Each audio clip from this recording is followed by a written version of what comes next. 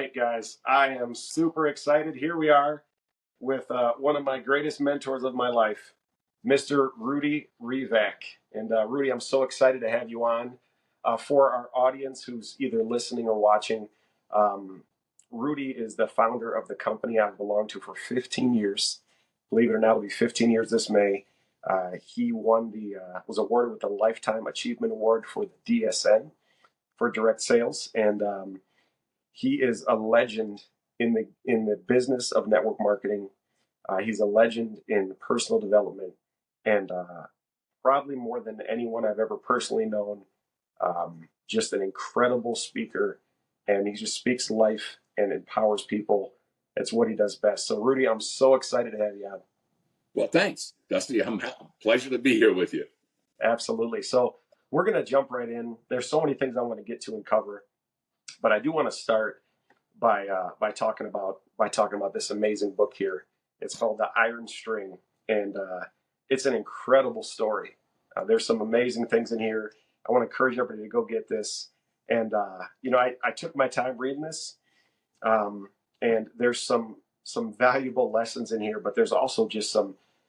It's an incredible story. So I'm gonna let you kind of talk about how you got into the industry and your background, and then I'm going to pop in with some things from the book that I think would be really cool for people to hear and encourage them to pick it up. But if you wouldn't mind sharing, your kind of beginning into where you came from and how you got into the industry, I think that'd be a great place to start. Sure, happy to do it. I was raised in New Jersey, but I wasn't born there. I was actually born in Germany. My mom and dad, as you'll read in the book if you read it, were Hungarian and Romanian refugees who escaped after the war to get away from the communists. And I say Hungary, Romania, because at that time in the old Austro-Hungarian Empire, those borders were formed and the borders kept changing hands. And then after the war, they were refugees in a camp in Austria. Then the Austrians sent all these refugees to southern Germany and basically said to the Allies, here, you take care of all these people. I wasn't born yet. That was my mom and dad, my grandparents, and my two sisters. And then we wound up, as I say, in southern Germany and as refugees, and that's where I was born. And when I was 5 years old, we came to the United States. Man, my parents they were so excited. I mean, I can still remember as a little boy, my mom and dad studying every day for their tests. So when the 5 years was up and they could become citizens, they could go get their tests, and how proud they were. And they made us talk to them in English at home all the time. And they spoke to us in German because they couldn't speak English, but they tried, and that's how they learned. And so that was kind of an interesting part of my life. And I was very fortunate. I had two of the greatest parents that you could ever want. So very loving, caring, honest, honorable people. So, and then as I say, we came to the United States, lived in New York City for a while, with my grandparents, and then we moved out, eventually wound up on a chicken farm in New Jersey. And so for those people who haven't met me, I happen to be 6'4". And the reason I'm so tall is from walking around on that chicken farm. And it's good fertilizer. But anyway, I was raised on a chicken farm. I watched my parents work very hard for very little, for many hours. And of course, I did too as a young kid growing up. And at the time, I, of course, didn't like it, but I've learned since then, and I believe since then, that, man, one of the great things, you'll find a lot of people who are farmers become very successful in our kind of business because they know how to work. Work is not, like I say to people, God forgot to tell the chickens that Sunday's a day off. They still want to eat. They still want to drink. They still do what they're going to do. And so you still have to work. And on the farm, you learn how to be a good worker. And again, I had great parents to do that. Well, when I got out of school, and I was not a good student, I didn't like school. I was very, I don't know, it's not fair to say, but I was bored in school. And so I always had better things to do, working on cars or motorcycles or something else. And I didn't do very well. I got out of high school by the skin of my teeth. I didn't want to go to college. Plus, we didn't have the money for me to go to college. I wound up working in a retail store and doing okay. And then I wound up in the Army, and I spent 3 years in the United States Army. And during that time, life changed a lot for me. My thinking changed about the future. And back in those days, everyone was saying, well, if you really want to succeed, you have to have a college degree and blah, blah, blah. So when I got out of the Army, I decided, okay, under the GI Bill, I would go to school. I would go to college. And they were willing to pay me $271 a month to go sit in school under the GI Bill. Well, I was good at sitting and I needed the money. So I started to go to college full time, and I was working full time. So I'd go to my job, and then I'd have to go to a class in the afternoon and drive back. This was in Trenton. I lived about 30 miles away from there. And so I did that for a little over a year. And all of a sudden, one day I came home from work, telephone rang, and on the other end of the phone was a total stranger. And the guy simply said, hey, would you like to make some more money? I mean, that's how he opened the conversation on the phone when I answered. And I said, and he's talking about money. I said, don't hang up. I said, I'm interested. And to make a long story short, he invited me to a business presentation in a hotel. I was in a little farm town, so I had to go about 60 miles round trip to get to this meeting. I went to the meeting, and that night when I walked in the door, there were all these people in nice suits, shaking hands, friendly people. Guy goes to the front of the room. I don't know, there were about 30 people in the room. And he writes on the front of the board in big letters, $30,000 on the top of the board. And I saw that $30,000. Now we're talking 1970. This was November of 1970. So $30,000 then was a lot of money. I mean, it's a nice amount today, but it was a bunch back then. I, in the retail store, was making about $600 a week. So that was a ton of money. I was focused on that $30,000, and I couldn't get my eyes off of it. And then the guy went up and he started to explain, putting all these circles and discounts and percentages and this and that. And the end result, he got to this $30,000 and how I was going to make that. Truth is, I was 23 years old at the time. I'd never made so much money in my life. I didn't understand the business. I didn't understand all the circles and squares and discounts or anything. All I could understand was that $30,000. And I said to myself, self, if they can teach me how to do that, I'm in. I don't care what it is. And it was a soap business, actually. And it was good soap, but it wasn't the soap I was interested in. I was interested in the business and the opportunity. And I got started in that business as soon as I could. And I say as soon as I could only because that business cost $3,217 to join.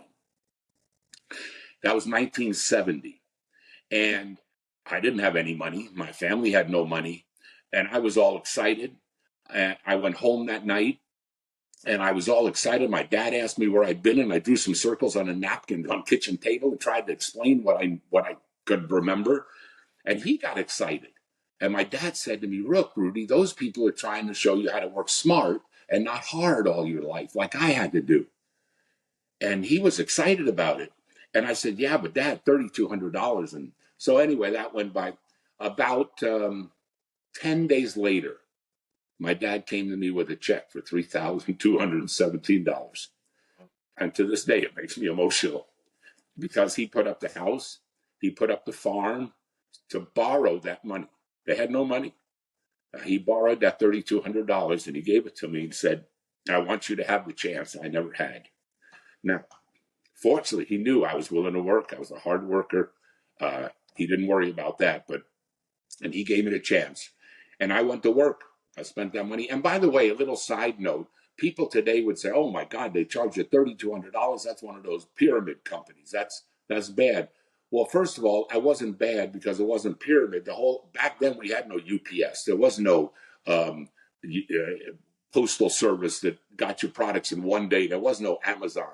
We were the local warehouse. With that $3,200, I became a, quote, direct distributor.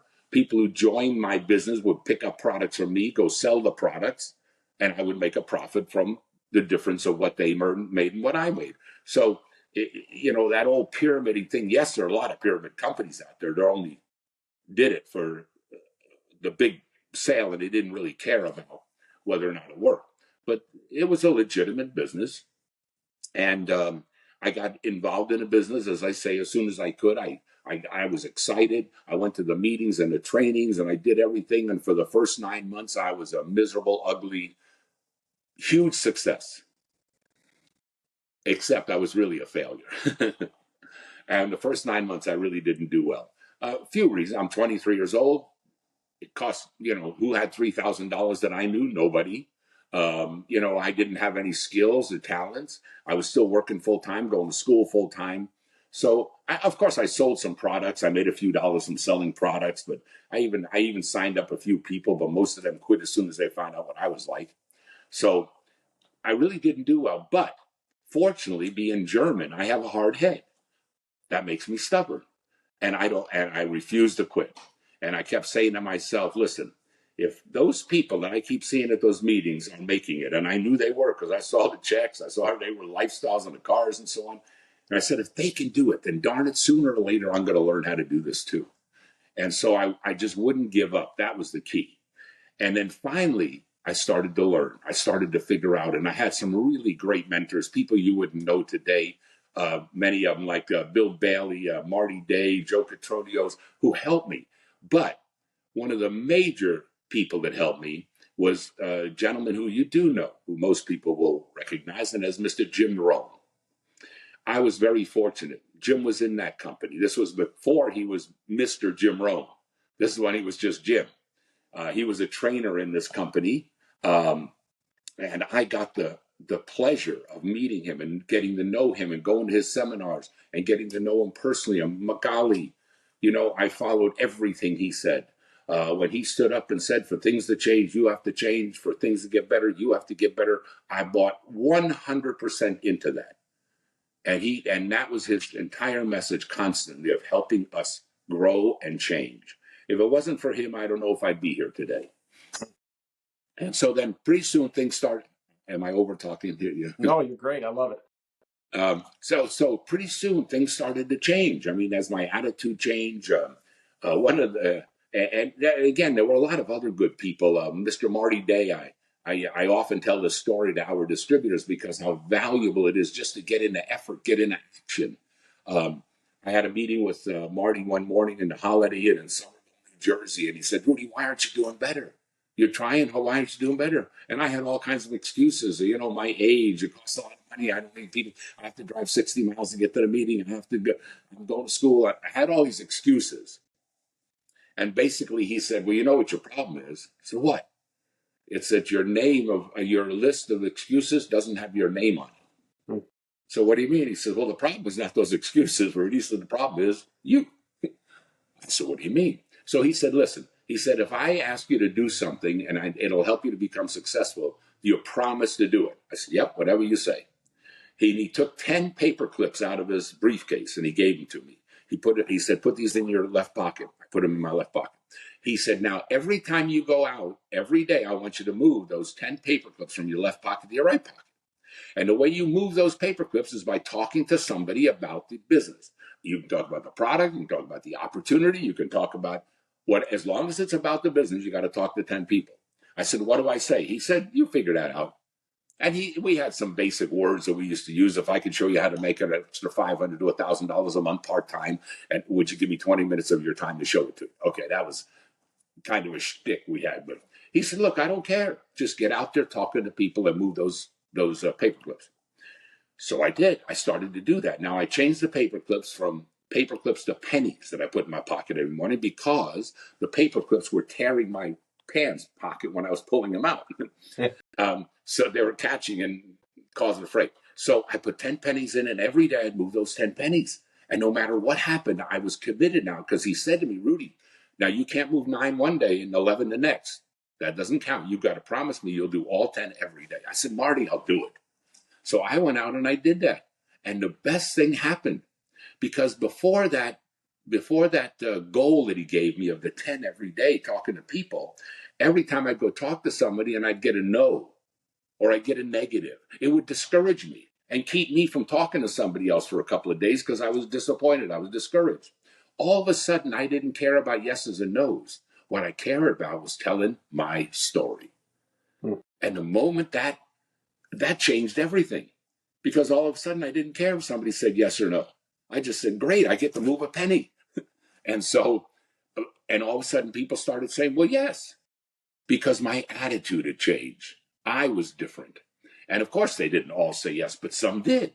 And pretty soon I'd get 1 and 2 and 3, and my business started to grow. So back in those days, there was no major multi-level. There was only basically one level. You got in, you moved up, and then if you got someone else to move up to this level that was called a general distributor, you got an override of one level. Primary reason for that back then was because there were no computers. You couldn't go 10 levels deep because you'd have to have an accountant sitting in your home to figure it out.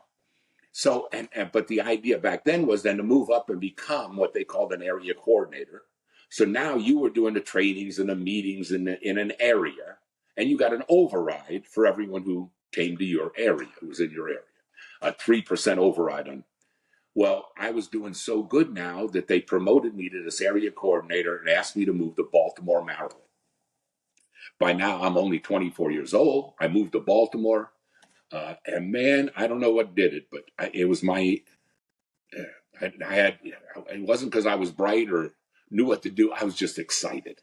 And I was so excited about that opportunity that my business started to blow up. The area started to boom. Of course, I was training on everything I learned from Jim.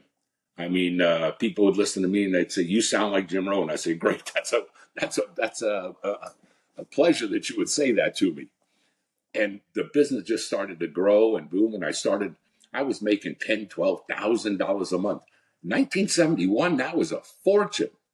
I mean, that's like making 100 grand in today's dollars. Well, maybe not 100 grand, but like 50 grand in today's dollars. And I was buying and spending and going and doing it. By the end of the year, I was broke again. Because if you never had any money, right? Yep, that's right. You abuse it. So, but anyway, I still had the opportunity. Things were doing great. My business is growing. I'm about ready to go. Am I over talking now? No, this is okay. awesome. I love it. Yeah. I'm about ready to get promoted to what they call the regional director. So now, area coordinator, next level, you got a region, you got these area coordinators, and you get another 2% override. And on the region, I was about to get promoted to go to Northern New York. And we went to a conference because this company was expanding internationally. And we were at a conference, and right in front of us, we sat in the second row, right in front of us were the company executives, Bill Bailey and a guy named Chuck Simmons, who was international president. He gets up in the front of the room, and Chuck says, "Anybody in this room who speaks another language or wants to go international, man, talk to me. We're looking for people to go international." I don't want to go anywhere. I'm excited. I'm making money. I'm going to be a regional director. But one of my friends who was at this conference with me, his name was Stan. When Chuck comes off the front of the room, he sits right in front of us almost. Stan leans over to him and says, "Hey, Chuck, send Rudy's butt to Germany. He speaks German," as a joke. My phone started ringing off the hook. Chuck was looking for me everywhere. And so they convinced me to go to Germany to become what they called an assistant vice president, which is how they motivated me. Because in the U.S., it was area coordinator, regional director, then assistant vice president. And there were only 6 of them in the whole country, or the whole world at that time. And you're going to make me this? So that was the motivation. And they made me a deal. We're going to give you a car and a house to stay in, and we want you to be the sales leader in Germany and blah, blah, blah. And so, okay, I buy into it. I get to Germany. I just got married.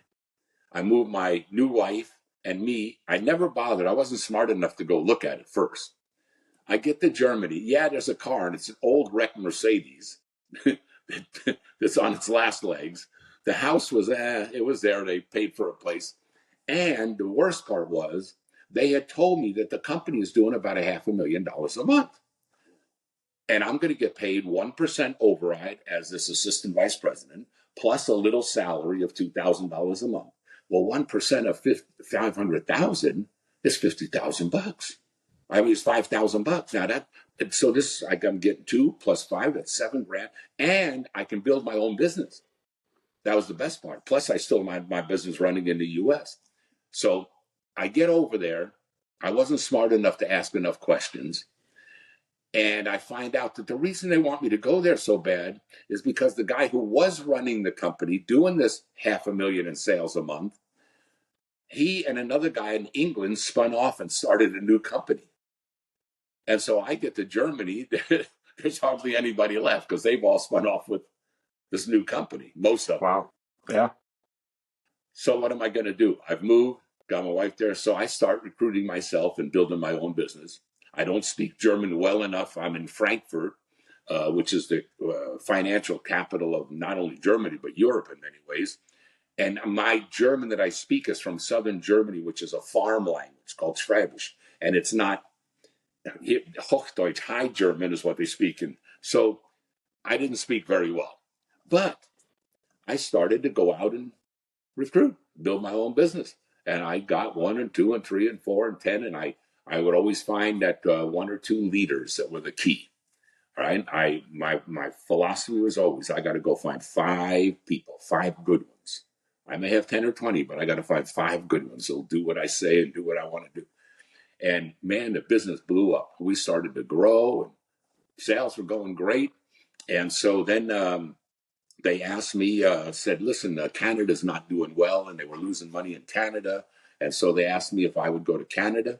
I said, okay, went to Canada, same thing happened. I get there, there's no sales. There's an office, no sales.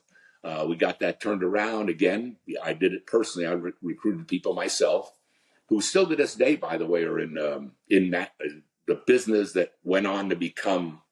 It didn't stay that name. Today is Neolife. But people from Canada are still in the business that started back in my days with me. Anyway, and so that did well. And then I got this reputation of being kind of a fixer. And so they sent me to Italy. And I went to Italy for a couple of years, and that was a great experience. Same thing. We started building, and it did very well, became very profitable. And then they promoted me to some kind of a position called, I don't know, something sales international. And I had Canada, Italy, Finland, Sweden, Mexico, Spain.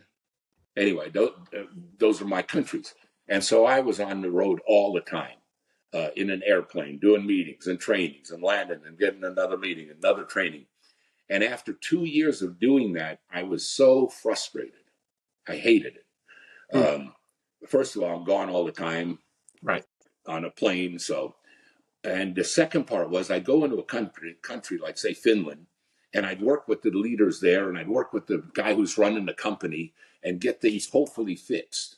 And yeah, things are going better. Good. I leave. 6 weeks later, I come back, and guess what?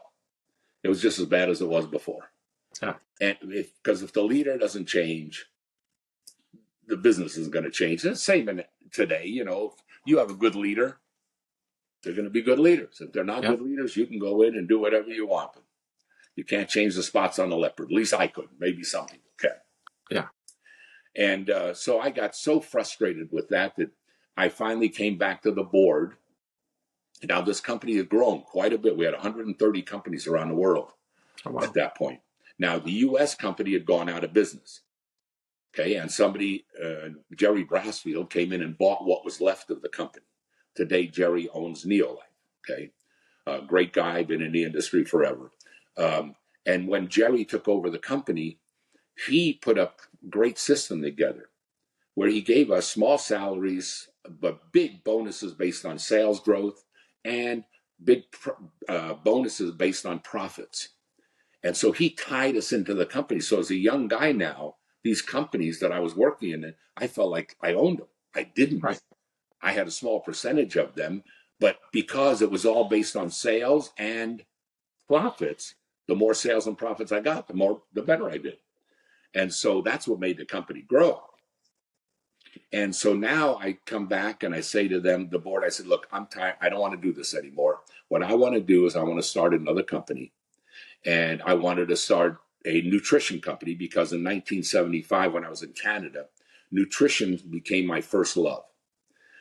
Even though we were selling soap products, cleaning products, home care products, I started to learn about nutrition for myself.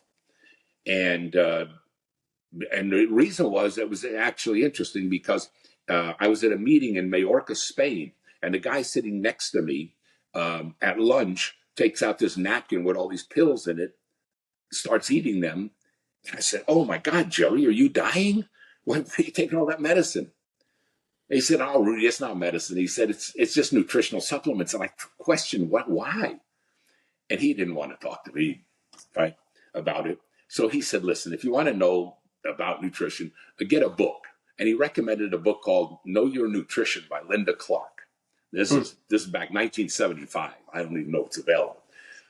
But I picked up the book, and the book made a great case. Why we have to take supplements. It's this good insurance policy because of the way we grow and process and store and cook and freeze dry and all the horrible things we do to our food nowadays, that we're not getting the nutrients we need. And by taking a good supplement, all you're doing is getting an insurance policy. Like many people say, "Oh, well, you don't need all that stuff. You just pee it out." Well, maybe you do. What if you peed out 90%, but 10% of you need it? And because you didn't have that 10%, that cancer came along. Right. The skin problems come along. Those other ailments come along. Right. And so I bought into that philosophy 100%. I started to take some supplements, and the more supplements I took, the better I felt. The better I felt, the more I read. The more I read, the more I took. And it became a vicious cycle for me. And of course, we had monthly sales meetings then. So what I did was in our sales meeting, I would start to include what I was learning, because I wanted our area coordinators to be healthy and make more sales, right? Mm-hmm. So I was training them. And one day, the funny part of this is, one day one of these guys, the sales guy, says to me, "Rudy," he says, "you got us taking all of this," and I won't use the word he used, stuff. "You got us taking all this stuff. Why ain't we selling it?" That's a pretty good idea. Yeah. So I called a friend of mine. I knew a guy down in the United States. His name's Greg Pickett. You don't know him probably, but Greg, his father was in the nutritional business, and Greg was actually the founder of what you knew as Muscle Milk. Okay.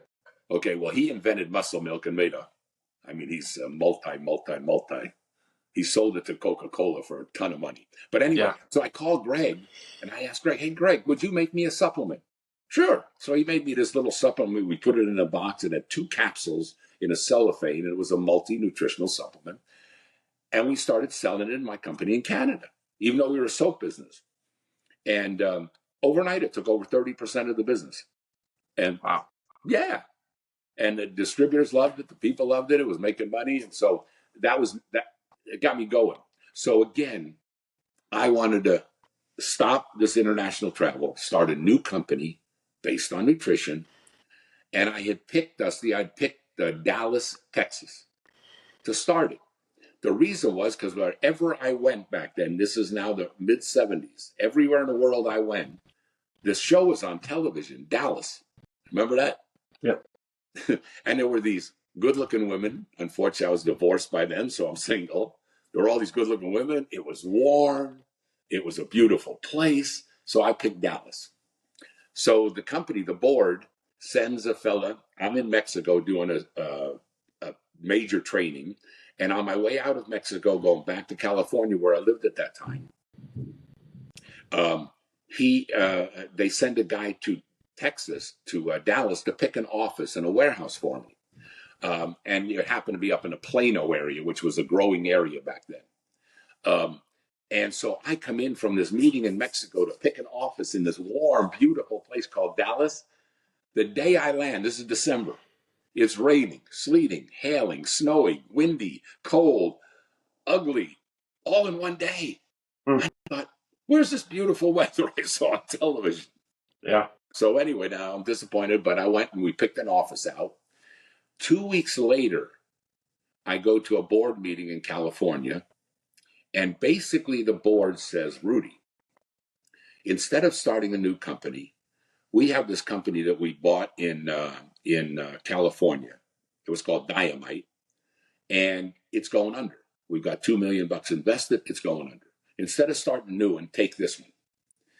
I said, "Jerry, the last thing I want to do is sell." It was a jewelry company selling fashion jewelry. It was an imitation diamond called a Dynamite, and it was, unless you're a jeweler, you couldn't tell the difference. But it was a good product. But I don't want to sell jewelry, and it was a party plan. I said, "I don't want to do party." And they basically said, "Do what you want with it. Instead of starting a new one, it's what's already there." And so I'm thinking, California, warm weather, right? So Yeah. that's how I wound up in California. I took over this company called Dynamite, and we changed it first to skincare products because from jewelry to skincare made sense. Changed it from a party plan to a multi-level, and then started to introduce nutritional supplements, which is what I wanted. And even in the early days, all of our nutritional supplements, on the back of the box, it said, these nutrients for lustrous skin, these nutrients for radiant hair, these nutrients for, got the idea. So it was all based on beauty. And man, it took off. We did great. And it was, even in those early days, I was smart enough to know that I didn't so much care about how much sales we did. What I cared about is, are we profitable? I didn't care if we were doing X amount as long as that X was profitable. And then you can grow. You can be around forever as long as you're profitable. Yeah. And the business grew, was profitable. We did very well. Then, unfortunately, a circumstance happened years later, in 1995, that I won't go into detail because it was kind of a negative situation. But I decided to leave that group because their philosophy was changing, their culture was changing. And so I left, and I started a company called Symmetry. And fortunately, Symmetry took off. We did very well. U.S., Canada, Philippines, we started to grow, and things were good. And during that time, Dusty, man, I'm over talking now for sure. No, you're not. It's great. I love it. I love it. Anyway, during that time, one of the things that happened to me, I told you the U.S. company was put out of business when I was in Germany. That hurt me very badly because all the people I had recruited, my friends, relatives, neighbors, who I got into the business who were doing good, overnight lose their business, their opportunity. I still had mine because I was in Germany, right? And I was international. But man, I never forgot that. It hurt bad. And so anytime I saw a company that was not doing well, I made it a point to try to acquire that company. Buy it, merge it, make some kind of a deal. Not because I wanted the company or the products. 99.9% of the time, I wanted to give the distributors an opportunity. And so I got this reputation of acquiring companies. And one of the fellas who knew this in the industry came to me one day and he said, "Hey, Rudy, I got a deal for you. I know this guy started this company in Florida. And it's going like crazy. It's a juice business. It's doing great, but he's got no money. And he can't get inventory." And I said, "Great." And I won't tell you who it was or anything, but I said, "Give me his name and number." Right there at the time, I call him up. Say, "Hey, how you doing?" And I try to make a deal. Make a long story short, he wouldn't give me 51% of the company. And, my attitude is I'm not going to give you my money and take it over if I don't have control. Right. Okay? And so we never made the deal. However, they had this concept, this business had this idea of what's called a straight line, which we have in Xyngular today. And I loved that idea so much because it tied all the distributors into one business where they'd work together because they all got bonuses based on what everybody else was doing. And it was such a cool concept that I said to the guy at my desk, I said, let's start one of these. Okay, because I wasn't going to change the Symmetry marketing plan. That would be stupid to make that kind of a change when business is good. And so let's start one. And that's how Xyngular got started. We sat there we said one product. We had the global blend is what we started with. Yep. The straight line, which we call the single line. So a single product, a single line shows you how creative I am. We called it Xyngular. That's really smart. And we couldn't spell it with a C because there was the telephone company. That's right. Called it with a C. So that's why we spelled it with an X. And then we were fortunate enough to hire Mark Walker, which is why the company wound up in Utah, not California. It's his birthday today. It's his birthday today. That's right. You are correct. And he did a marvelous job of getting the company off the ground. Yes. Terrific guy. There's somebody you could someday talk to. Oh, yeah. About the industry. Anyway, he got it off the ground. And one of the great things that happened to us then was because that reputation I had of buying and merging other companies, I had someone come to me that I don't know if there was a company called CNI. Mm-hmm. And so somebody came to me and said, hey, they're having some problems and they might be available. And so I went and made a deal with Ray and with Paul, and we acquired the company. But because it was a binary, instead of putting it into symmetry, because it fit better into Xyngular, we put that new company CNI into Xyngular. And were you around in those? Did you come from there? So no, you guys started Xyngular December of '09, and I Right. joined in May of 2010. So I was about 6 months behind the inception of the company. Ah, Yeah. well, we were lucky with that because we got um, some of the people still today, Cynthia, Kala, Freddie, they all came out of that CNI group. They weren't top leaders. They were mid-level leaders in CNI, but man, they came on board and were excited, and it took off with Mark's leadership in them. So, Yeah. all right, I can't tell you anymore. That's it. That's the whole story. That's pretty good. So that brings us to kind of current, and so I want to kind of go back and dig some stuff out of there, and then we'll move forward a little bit. But you know, uh, going back to the book here, so you kind of start your story. So I've heard parts of that story several times, and I never get sick of it. But a lot of our listeners have never heard it, so I wanted you to be able to roll with it, and you're one of those people that I aspire to be like in the way that I could listen to you talk all day, So you can't talk too much. Let me throw that out there. But That's not what my wife says. yeah, well, so one thing I want to talk about is adversity, right? So, of course, we all go through adversity, but in reading Iron String, I mean that's a whole different level of adversity. What your dad went through, and I mean even your grandfather when he came to America, and then your dad with the war, and there's such a cool story that kind of ties those two things together. Somebody your dad met in America, and then after the war, something that happened to your dad. And I'm sure you know what I'm referencing here. Yeah. So I don't know if you'd be willing to share that, but I just think it's incredible how things can play out sometimes, right? And it made me think about it because when you were talking about like you didn't know any better with this deal in Germany, right? But if you knew better, maybe you wouldn't have gone, and maybe we wouldn't be here, and maybe it wouldn't have changed my life, right? But call it what you want. I'm grateful to God, and I feel like these are God winks or God situations where He knew better than us and He was guiding us. But if you wouldn't mind sharing that story with you, about your dad and your grandfather who share the same name, right, Stefan? Yeah. If you wouldn't mind sharing that, it's an incredible story. No, I love the story. It's a story I think about all the time because it shows you how God works in our lives. I mean, there's no doubt about it. Problems are not sent to harm us. Problems are sent to make us better, make us stronger, if we have the courage to persist and work through them. Anyway, I have to condense it because if people want the whole story, they can read it. But my parents were doing okay, and they had a farm in Hungary, Romania, at the time, and they were doing okay. My grandpa, after World War II, was in the United States working in a factory, a tannery in New Jersey. And he would send money home, and my dad and my grandma would take this money and buy land, buy horses, because money had no value to them over there. What was valuable was land and horses and farming.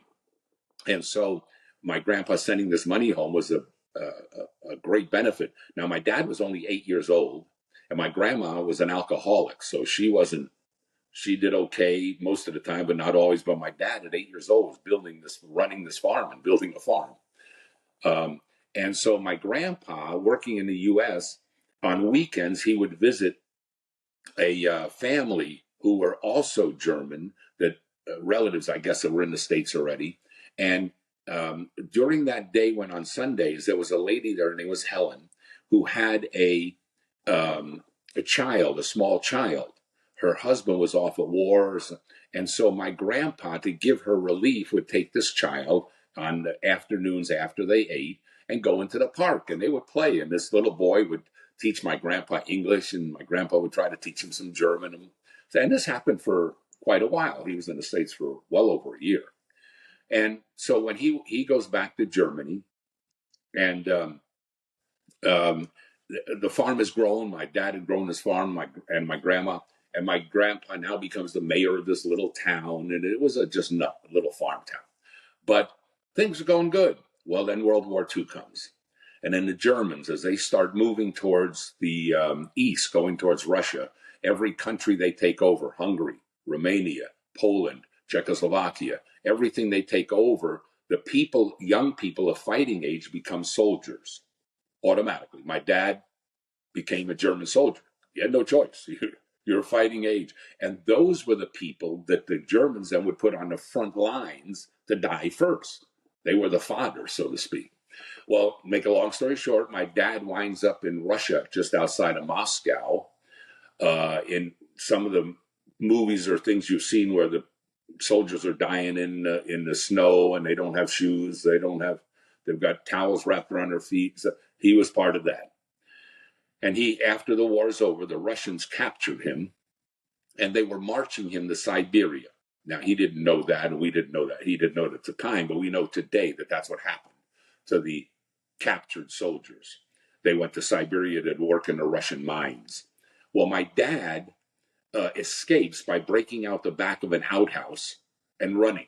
And it's almost like a movie scene where they're shooting at him, but they're not going to go after him because they'll catch him later on, but they missed him. And he works his way all the way back through Europe with a lot of challenges that are in the book of being captured by other peoples. And he works his way all the way back to Germany. And at this time, while this is happening, at the same time my dad is doing this, my mom doesn't know if he's alive or dead. But my grandpa, my grandma, and my sisters and my mother have to get on a wagon because the Russians are coming.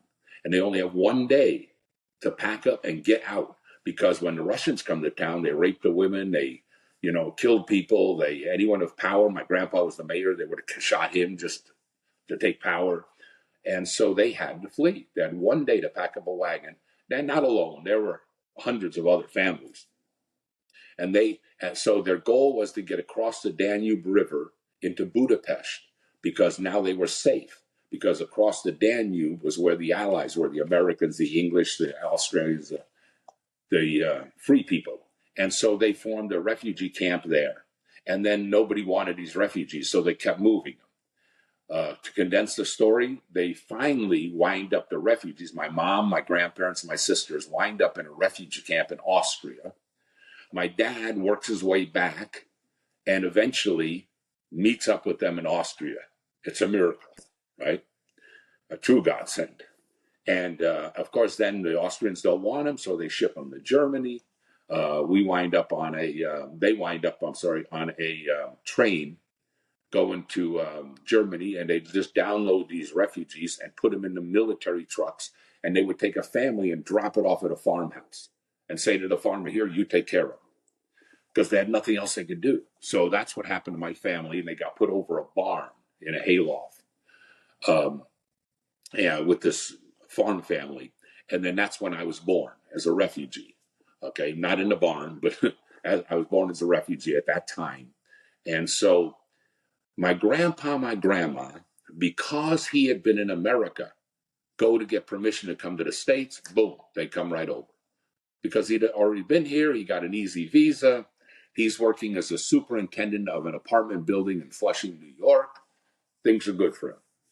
My dad goes down and applies to try to come to America, and he got turned down twice, primarily because he was a German soldier. Now, he wasn't a Nazi, or he had no choice. But it's not that it was bad, it's just that was a strike against him. So now you're down at the bottom of the list instead of the top of the list. Make a long story short, my dad says, now I'm about 4 years old. He didn't say to me. He says to my mom, he says, Mary, he says, one more time I'm going to Nuremberg, which he had to take a train to get. We live south of Nuremberg. And that's where the Americans were in Nuremberg. You had to go to get permission. He says, I'm going to go one more time. If we don't get permission to go to America, let's make our lives here. Because by now he's working, he's a contractor, he's making money, they got a little house of their own. And so he says, one more time. So he goes to Nuremberg, and the people who made the decision whether you come to America were soldiers, because that's who was running the company, Americans and the Allies. So these captains were sitting on a table. They were called judges. They were the judges who would decide whether you came to America or not. He had all his paperwork filled out. He puts it down in front of this judge. It was a U.S. Army captain, young guy. And he puts the paperwork down, and the captain looks up at my dad and says, Stefan Revak, Steve Revak in German. Stefan Revak, do you know another Stefan? My dad says, yeah, my dad's name is Stefan. He says, was he ever in the United States? My dad said, yeah, he was in some place called Passaic, New Jersey, okay? To make a long story short, this captain, this young guy, is the little boy that my grandpa was taking out on Sundays. You believe that? I mean, of the millions of people in the world that could happen to. Yeah. And the captain looks up at my dad and says, Steve, you're going to America. Yeah. And, or I wouldn't be there. Oh, it's an incredible story. Actually, I was talking to Freddie Elias, one of my great mentors who you know very, very well. Yeah, great guy. And I actually read that part of the book to him today because I was like, I had shared this other story. I'll share this with you really quick. And this is at a much different level than this story you just shared. But I was I'm always seeking, right? And at this time, I was reading Jesus Calling every day in a book called Draw the Circle, which is kind of a prayer challenge book where you're praying every day. And it was a very private thing I was doing. I wasn't doing it online or sharing it with people. I would go off into a room by myself and do it. We were at a Xyngular conference, and I was rooming with one of my buddies, Scott Corso, and Freddie Elias and Troy Alexander made their way into our room. We were just hanging out. And it was like that time of day where it's like, if I don't do this, I'm not going to do it. It's part of my practice. I'm trying to be consistent. And I just felt this nudge to be like, see if they want to hear it. So I said, hey guys, if you don't mind, usually it's something I do in private, but if you don't mind, I'd like to just read this to you if that's cool. And they were like, yeah, it's fine. So I read those two devotionals with the guys, and it had an impact on Freddie.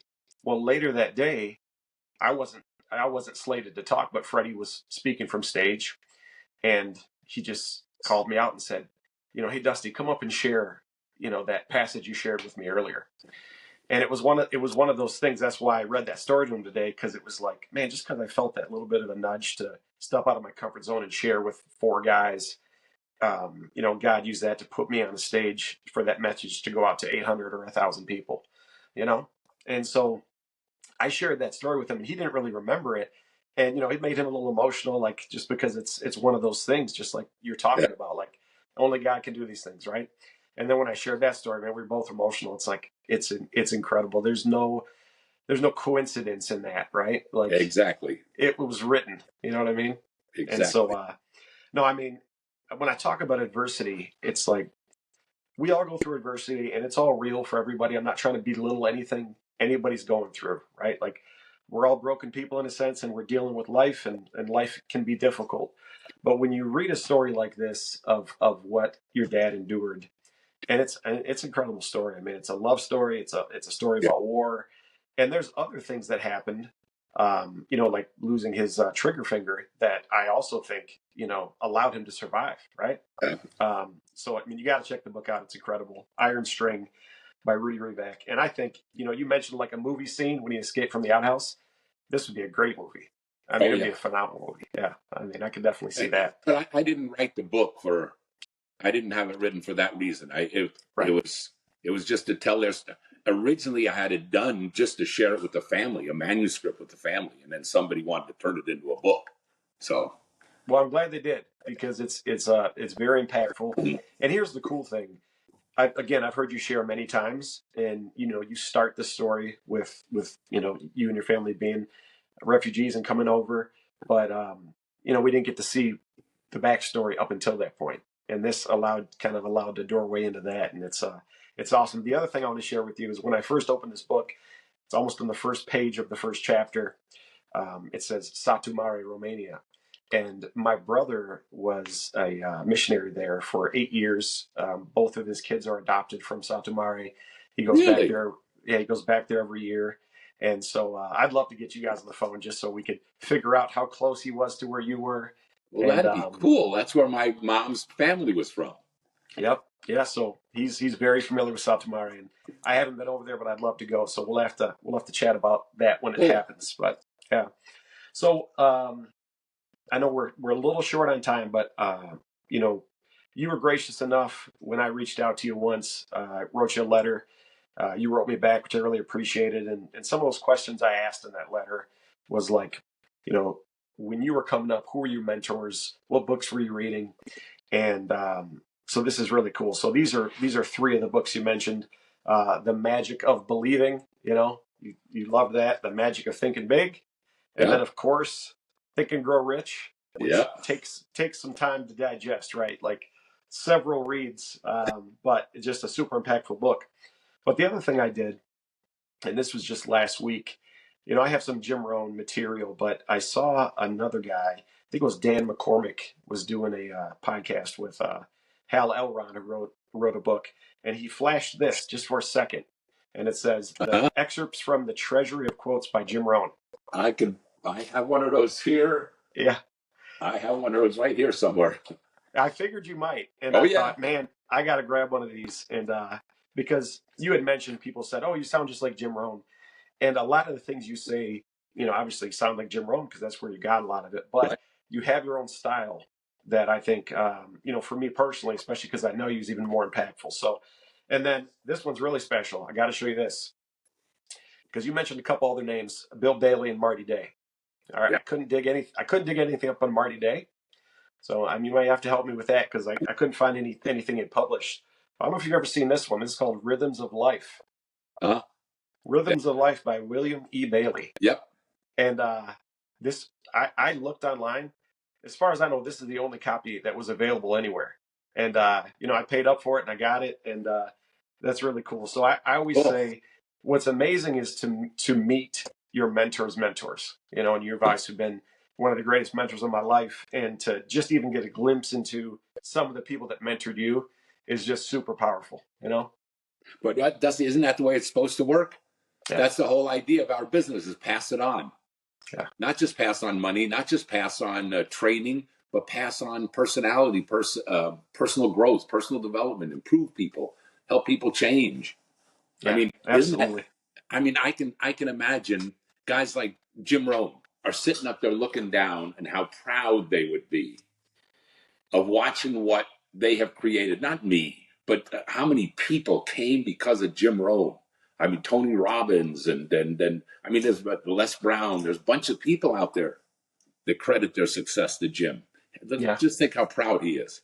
Yeah. So, Well, you shared something earlier, and for our audience outside of network marketing, you know, for things to get better, you have to get better, and for things to change, you have to change. There's a saying, and that is, simplicity is the greatest sophistication, right? So sometimes there's these really simple things that get said really quickly, and I think people miss the message, but they're so powerful. And I think that's one of the most powerful messages that anybody can hear if they actually, you know, think about it, meditate on it, and pour themselves into it. For things to change, you have to change, and yeah. for things to get better, you have to get better. So I wanted to repeat that. And then there's one other one that I credit to you, and again, I think it's probably Jim Rohn, but I heard you say it first. And this had just an incredible impact on me, because sometimes there's a saying that comparison is a thief of joy. And sometimes we look at other people and we say, well, they're successful because they have this or because they're good at that. And maybe I'm not good at those things, or, you know, I could never do that. And you said, one of the first times I heard you talk, there are no extraordinary people, only ordinary people who do extraordinary things. And I'll tell you what, that blew my mind.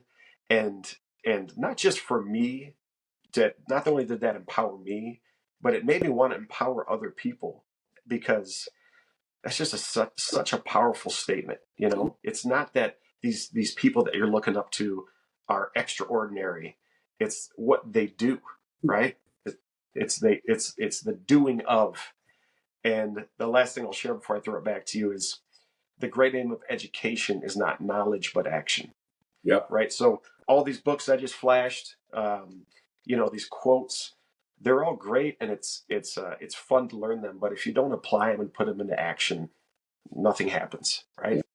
So I just want to thank you for being the mentor that you are, for creating the company that's and the opportunity that's changed my family's life. So I mentioned it's going on 15 years this May, and it's it's completely changed our lives. People didn't get to see this, but prior to us going on live here, I brought my son down to chat with you. Um, some people might not know that you have a lot of other loves in your life, like flying, and so my son he's getting his private pilot's license next month, and I had him chat with you, and that was awesome to see. You also race stock cars, which I think is incredible, and so is there anything else you can think of, particularly on the personal development front that you'd like to share as we kind of wrap things up? Yeah, I'll add one of those. You had some quotes there, Yeah, and they're all great. Those are things that changed my life, and I didn't invent them. I didn't discover them. I just was fortunate enough to hear them from somebody else and took them to heart. But one of the other ones that made a big difference for me, I told you the thing that made a big difference in the business wise was just getting to work, activity, the penny movement, just yeah, getting to work. But one of the other things that made a big difference to me was a saying that I had on a 3x5 card after I heard it, and I used to carry it in my back pocket for years. So until finally it just disintegrated. And it said, I felt sorry for myself because I had no shoes until I met a man who had no feet.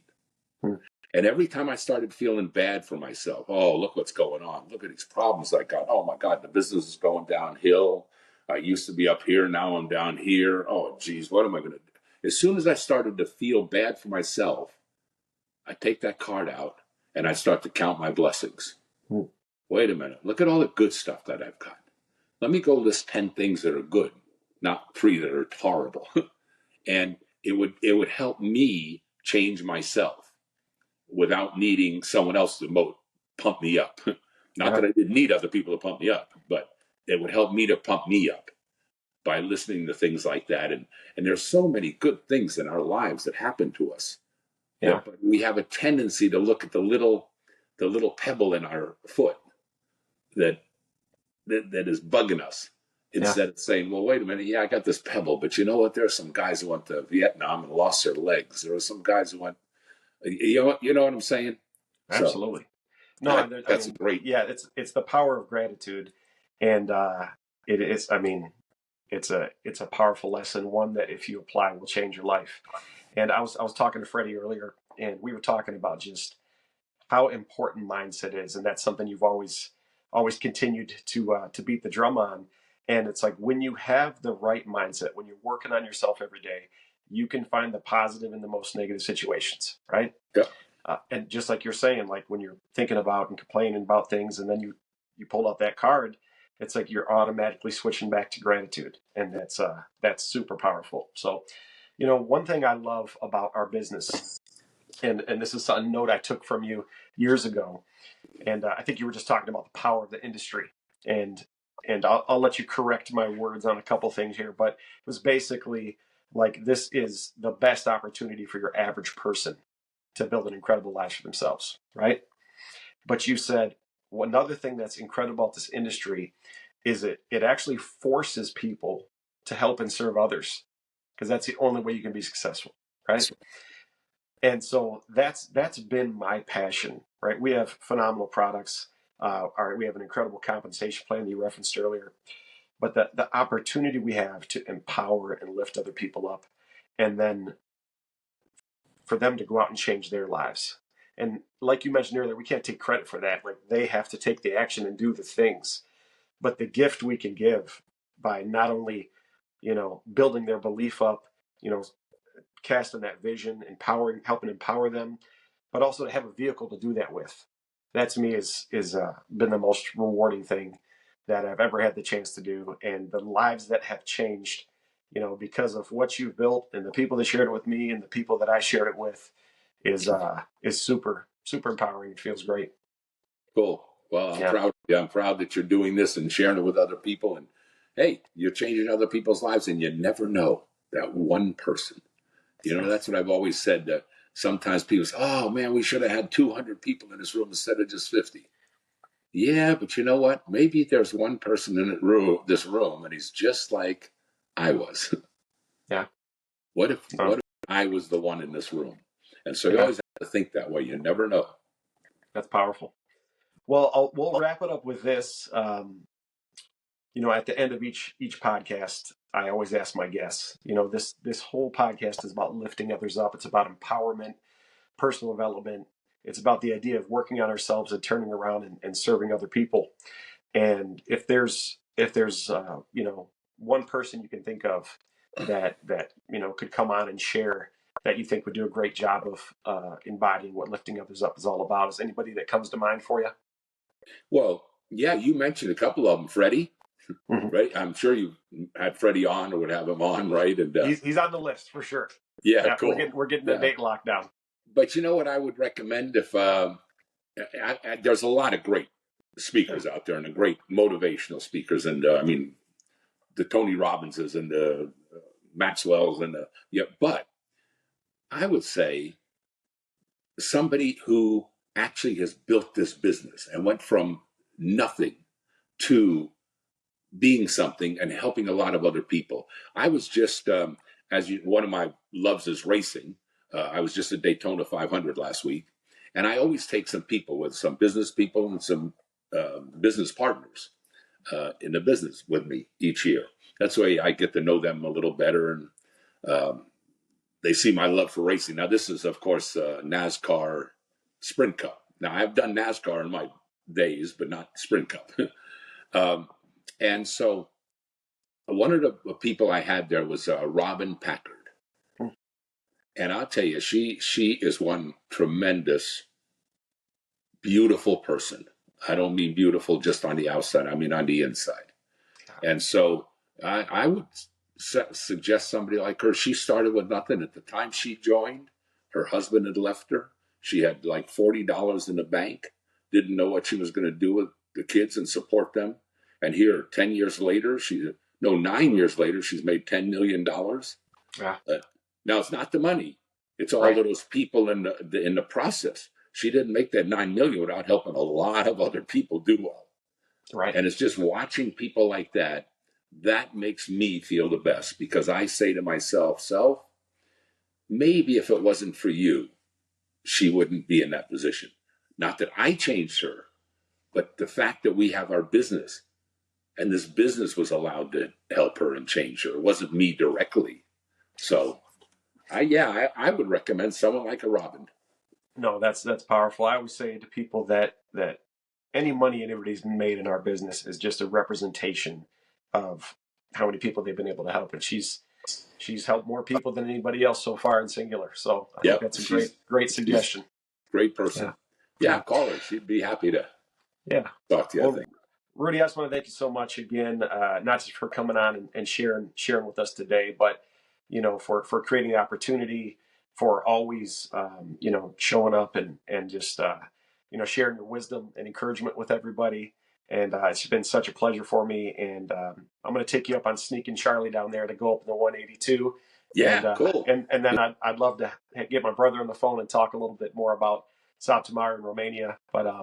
But just thank you so much, and I look forward to continuing to change lives with this vehicle you've given us. Great. And Dusty, if you ever want to do any specific stuff, on personal development, on time management, on growth, I'll be happy to do it. If we can help other people to change through something like this, that would make it everything worthwhile for me. Well, I'll tell you what, I'll definitely take you up on that, because anytime I can get with you, especially if I can multiply that out and share you with other people, I might wear you out. We'll see, man. I'll take whatever I can get. All right, Dusty. Thank you so much, Rudy. Appreciate you. Talk with you. Yeah. Bye-bye.